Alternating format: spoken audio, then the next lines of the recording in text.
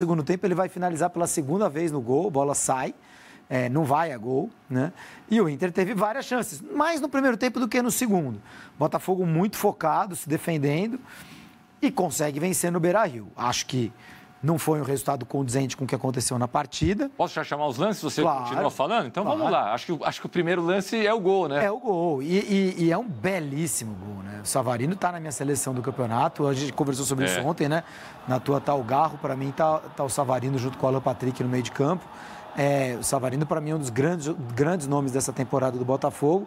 E esse gol é um gol épico, logo no começo do jogo. É um gol muito difícil, né? Um sem pulo. Ele lembra o giro do Zidane naquela final da Champions League de 98. Com menos força, né? Com menos plástica de onde a bola vai. Sim, também claro, a bola sai mais mascada, mais pingando e tal. Aquela lá foi um gol do título de Champions League, mas a maneira como ele ajeita o corpo, o movimento de cintura e de braço, são muito parecidos com aquele gol do Zidane contra o Bayer Leverkusen na final de 2002, em Glasgow, se eu não estou enganado. Real Madrid e Bayer Leverkusen. A partir daí, só deu o Inter, né? O Inter é um bom time, fez uma grande reta final de campeonato, um dos melhores times do campeonato agora, não sei de cabeça se quem tem a maior pontuação do segundo turno. Acho que sim, acho que é o Inter. Acho que é o Inter ainda. Mas essa é a principal jogada, né? O chute na trave do Ener Valencia. Mas o Botafogo vai se segurando e se segura. Se tivesse empatado, o interessante para o Botafogo é que ele ficou com o título o tempo inteiro, até o gol final do Palmeiras. E se o Palmeiras faz o papel dele, e daqui a pouco a gente vai ver os melhores momentos, e o Palmeiras abre uma vantagem no primeiro tempo contra o Cruzeiro... Só esse agora jogo... que a gente chega nos lances do segundo tempo. Pois esse jogo poderia ter tido uma conotação diferente, né, de drama. Porque o Inter foi muito melhor do que o Botafogo. Mas nunca teve drama. Porque mesmo que saísse o gol do Inter, ainda estava bom para o Botafogo. O Botafogo vai para o Beira-Rio achando o empate um resultado extraordinário. Imagina, então, uma vitória, né, Tomás? E isso passa principalmente... Passa pelo time que o Botafogo tem, pela campanha que construiu, mas passa pelo adversário da última rodada, que é um time morto no campeonato, que é o São Paulo. Como vimos hoje no Como Morumbi, vimos hoje e veremos mais daqui a pouco. São Paulo está mortinho no campeonato, São Paulo não vai se esforçar nem um pouquinho, nem aquele pouquinho que o Abel Ferreira fez ontem para tirar o título do Botafogo e dar o título para o Palmeiras. São Paulo já está criando álibi há umas 3 rodadas, para não dizer que ele entregou, né, Tomás? Pois é. Há umas 3 rodadas, porque não joga nada. Sim. Aí ele fala, não, eu não jogo nada faz tempo, né? Não foi só contra o Botafogo. Não, impressionante. Acho que é impossível o Botafogo perder do São Paulo no Engenhão, né? E olha, o título está na mão. Sem se distanciar do assunto principal, que é esse time aí da estrela solitária, esse time aí não, o campeão da Libertadores, respeito é bom e o botafoguense gosta. Mas o São Paulo não está jogando nada desde a época que conseguiu ali uma sequência de vitórias, incluindo aquela contra o Cruzeiro, que foi o melhor jogo do São Paulo no segundo turno, com o time reserva. Porque o time titular... por exemplo, ganhou do Corinthians por 3-1 com 2 jogadores a mais, sendo dominado quando tinha um jogador a mais. Eu diria que desde a eliminação na Copa do Brasil da Libertadores, desde aquelas 2 eliminações ali, acho que o São Paulo, ele conseguiu alguns resultados, mas... Olha, é difícil explicar como os 2 paulistas, os 2 melhores paulistas desse campeonato, é difícil entender como o Palmeiras ainda está brigando pelo título. O Corinthians está 6 pontos atrás do São Paulo. Exato. O Corinthians vai acabar o campeonato... O Corinthians vai acabar o campeonato 3 pontos atrás do São Paulo. Se ganhar do Grêmio. Se ganhar do Grêmio. Mas é impressionante como o São Paulo consegue essa vaga direta e como o Palmeiras ainda está brigando. Hoje, por exemplo, o Palmeiras jogou muito mais do que o Botafogo. Mas a gente várias vezes aqui falou, poxa, o Palmeiras ganhou, mas sem criar tanto. O Botafogo empatou, perdendo 500, trocentas oportunidades. A verdade do campeonato era o Botafogo já ter sido até campeão, né? Pelo que jogou, né? Quem vai jogar no Maracanã no domingo vai ser o Flamengo, que recebe o Vitória, se eu não estiver enganado. Mas é uma pena que o Botafogo não faça esse jogo no Maracanã. Nem que tivesse vazio, o Botafogo não ia querer. O estádio dele é o Engenhão, o gramado dele é o do Engenhão.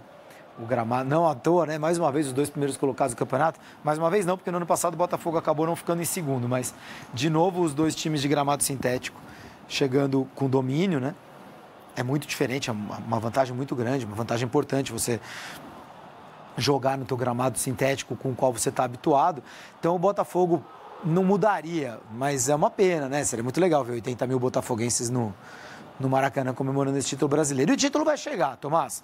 Não é zica reversa, não é secadeira, não tem nada disso. Assim, não tem nenhuma razão para secar o Botafogo. Se o Botafogo tivesse empatado com o Inter hoje, que era o resultado mais conduzente por tudo que o Inter construiu, a gente está vendo nos melhores momentos, a gente poderia chegar na última rodada com, bom, vai que, né? O jogo começa empatado, né? O Botafogo ia ter que construir. Ele empatou com o Cuiabá, empatou com o Criciúma, empatou com o Vitória. Por que de repente não empataria com o São Paulo? Mas tendo vencido hoje no Beira-Rio, acho que a fatura está liquidada. Título brasileiro e da Libertadores no mesmo ano, contando o brasileiro de 71 para cá, porque se a gente for contar a antiga Taça Brasil, tem o Santos, né? Mas não. Que ganha, mas a gente com discute dificuldade isso mais para frente, aqui no Depois do Jogo. Essas discussões prometem. Acho que não entre nós dois, mas enfim. Eu lembro do Flamengo agora, né? Eu só lembro do Flamengo. Palmeiras, nesses 2 anos que ganhou a Libertadores, não foi campeão brasileiro. Corinthians, quando ganha, não é campeão brasileiro. Galo, quando ganha, não é campeão brasileiro. Santos também não. O São Paulo, nas 3 vezes que ganha a Libertadores, não é campeão brasileiro. Numa delas ganha antes, numa outra ganha depois. Flamengo 81?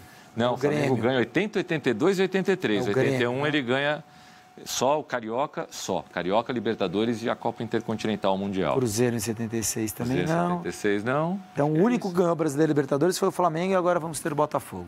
Que coisa, hein? O segundo e o terceiro título do Grêmio. Segundo e terceiro títulos do Grêmio também não combinaram. Em 17 ele poderia, né? Mas acabou... Puxou o freio, né? Perdeu aquele jogo em casa para o Corinthians do Carille. Ali acho que o campeonato pendeu mesmo para o Corinthians. Lembra que nesse jogo o Luan perdeu um pênalti. O Cássio defendeu um pênalti do Luan, futuro ídolo da e naquele ano era surpreendente, né? Exato. O Luan estava numa grande fase, né? Antes de se tornar talvez a única vez que o Luan ajudou o Corinthians. Nessa jornada ele ajudou muito o Timão. É isso, Internacional. E o Inter, que decepção, hein?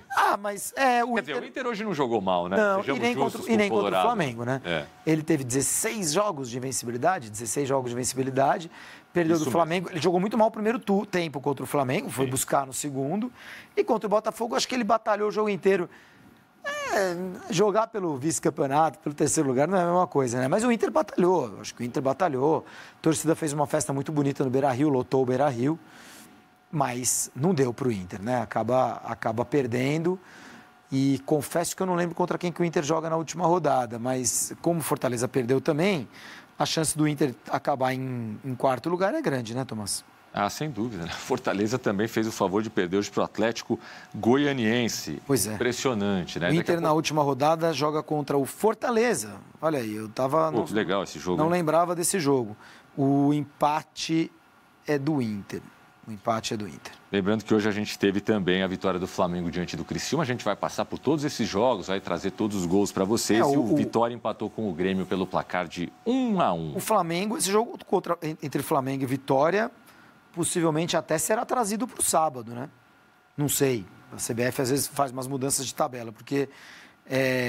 até se precisasse escalar algum jogador irregular, né? Agora estou brincando. Eu estava pensando no jogo... O Flamengo não pode ser mais retirado da terceira posição do campeonato. Ele não alcança mais ninguém, não é mais alcançado por ninguém. E o Vitória também não joga por mais nada, né? Alguém dirá que ainda tem vaga na Sul-Americana. Eu ia falar de Juventude e Cruzeiro, mas o Cruzeiro pode...